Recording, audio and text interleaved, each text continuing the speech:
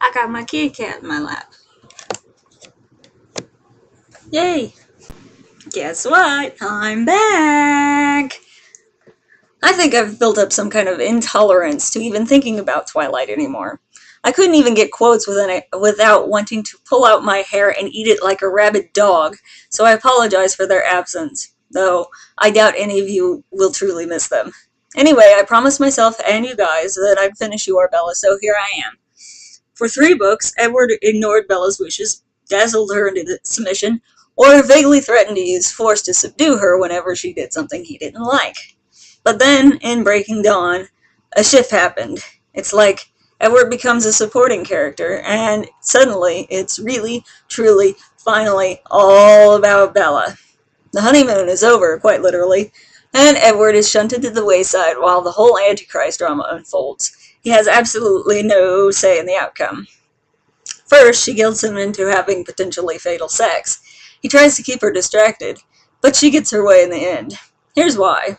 I'd like to point out that she attempts to barter, promising to go to college in exchange for sex. That's right. She'll only go to college if she can remain human and have lots of bruise-inducing, life-threatening, borderline abusive rough sex.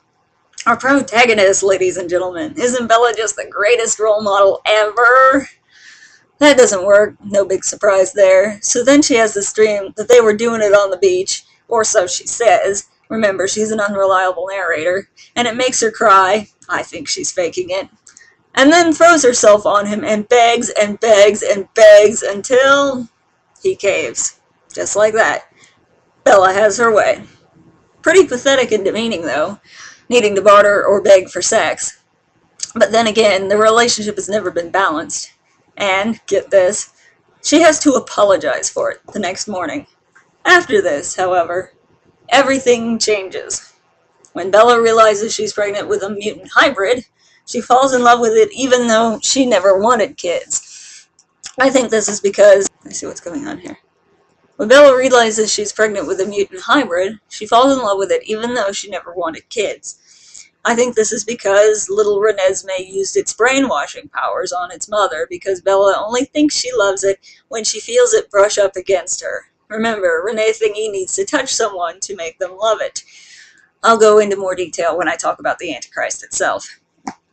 When she tells Edikins, he freezes up and then immediately thinks this is a very bad thing.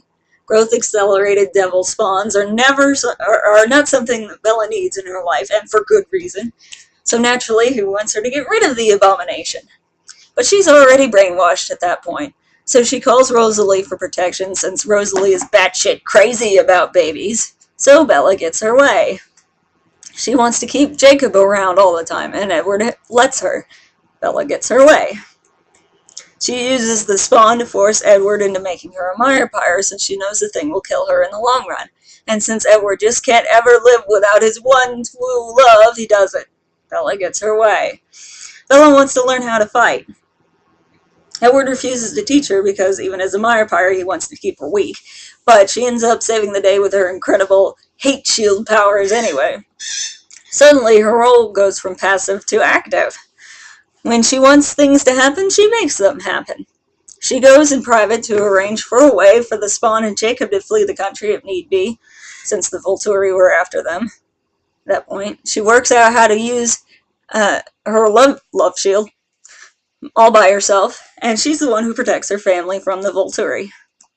As a Myrepyre, Edward can't bully her around anymore, so she becomes more his equal. In fact, at one point, Bella revels in the fact that as a newborn vampire, she made him say ow.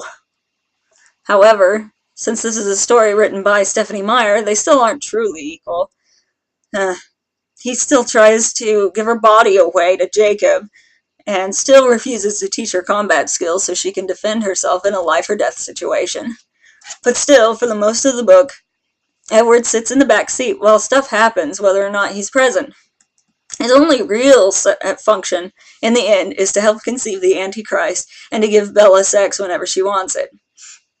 That's it. It's all about her, her wants, her needs, her happily ever after ending. Who cares if he's really happy? It's Bella that matters. This is no better relationship than they had in the first 3 books, only now it's imbalanced in her favor. Damn it. Bella got her cake and got to eat it too again. First she gets to play a daddy's girl role and get pampered all to hell. And then she gets to play the more dominant, active role. Sometimes I think Meyer must be an evil freaking Mary Sue writing genius. No wonder the target audience eats this shit up.